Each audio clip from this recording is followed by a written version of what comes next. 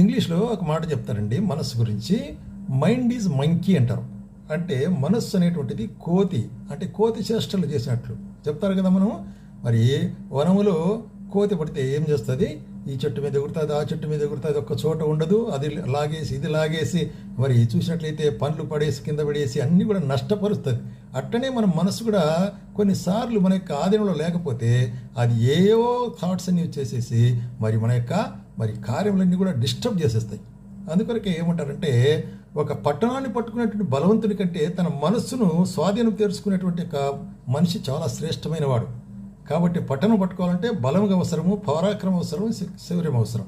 అయితే మనస్సును పట్టుకోవాలంటే అంతకంటే ఇంకా ఎక్కువ అవసరం అన్నమాట. ఏంటిది? అదే మరి ఏకాగ్రత అనేటువంటిది, ధ్యానము అనేటువంటిది. కాబట్టి దీన్నే మనం ఏమంటున్నామంటే మెడిటేషన్ అండ్ చూసినట్లయితే